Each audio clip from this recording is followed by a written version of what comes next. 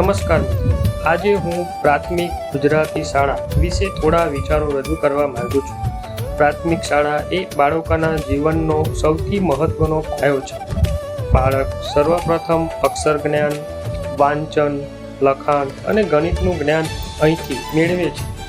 માતૃભાષા ગુજરાતી દ્વારા શિક્ષણ મળવાથી બાળક સરળતાથી વિષય સમજી શકે છે અને આત્મવિશ્વાસ પણ વધે છે. ગુજરાતી શાળામાં માત્ર અભ્યાસ જ નહીં, પરંતુ સારા સંસ્કાર, શિસ્ત, સમયનું મહત્વ, સ્વચ્છતા, વડીલોના આદર અને દેશપ્રેમ જેવા ગુણો પણ શીખવવામાં આવે છે. શિક્ષકો બાળકોને પ્રેમથી ભણાવે છે અને તેમના સર્વાંગી વિકાસ માટે સતત પ્રયત્ન કરે છે. માતા પિતાની પણ મહત્વપૂર્ણ જવાબદારી છે કે તેઓ બાળકોને નિયમિત શાળાએ મોકલે, હોમવર્કમાં મદદ કરે અને શિક્ષકો સાથે સંપર્કમાં રહે. શાળા અને પરિવાર સાથે મળીને બાળકોનું ઉજ્જવળ ભવિષ્ય બનાવી શકે છે. ચાલો આપણે સૌ મળીને ગુજરાતી ભાષાનું ગૌરવ જાળવીએ, દરેક બાળકને સારું શિક્ષણ મળે તે માટે પ્રયત્ન કરીએ.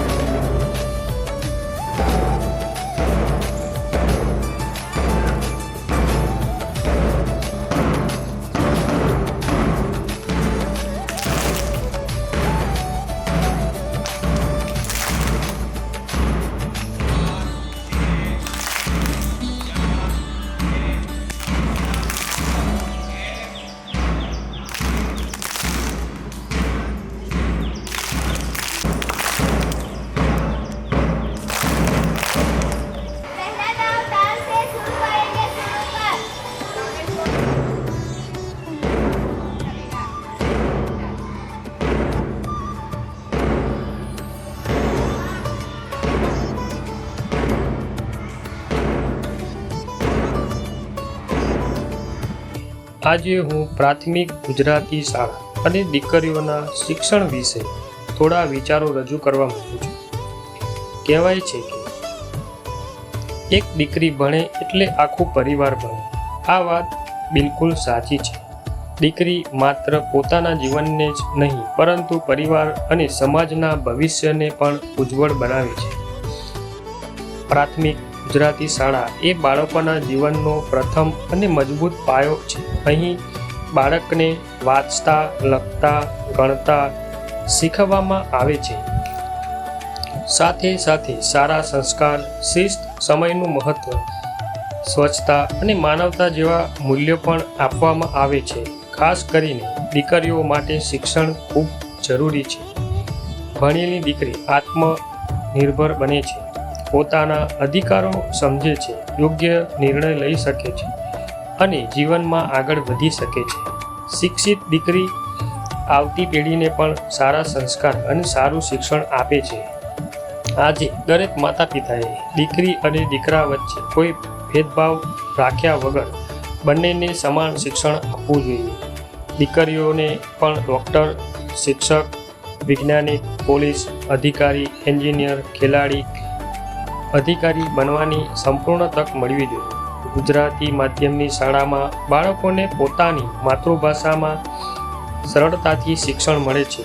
બાળકોનો આત્મવિશ્વાસ વધે છે અને તેઓ અભ્યાસમાં વધુ સારી રીતે આગળ વધી શકે છે. આજકાલ શાળાઓમાં સ્માર્ટ ક્લાસ, રમતગમત, સાંસ્કૃતિક કાર્યક્રમો, વિજ્ઞાન પ્રદર્શન અને વિવિધ સ્પર્ધાઓ દ્વારા બાળકોના સર્વાંગી વિકાસ પર ભાર મૂકવામાં આવે છે. માતા પિતા અને શિક્ષકની પણ મોટી જવાબદારી છે કે તેઓ દીકરીઓને નિયમિત શાળાએ મોકલે, તેમના સપનાઓને પ્રોત્સાહન આપે અને તેમને આત્મવિશ્વાસ સાથે આગળ વધવા માટે પ્રેરણા આપે.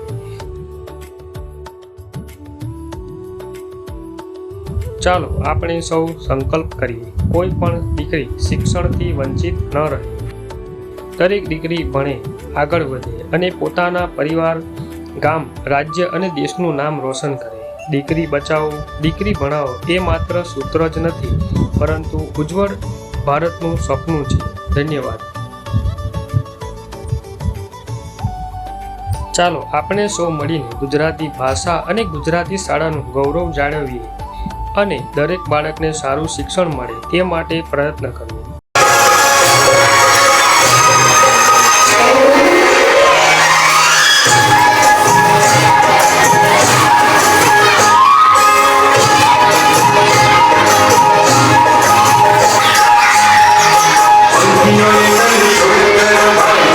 Surat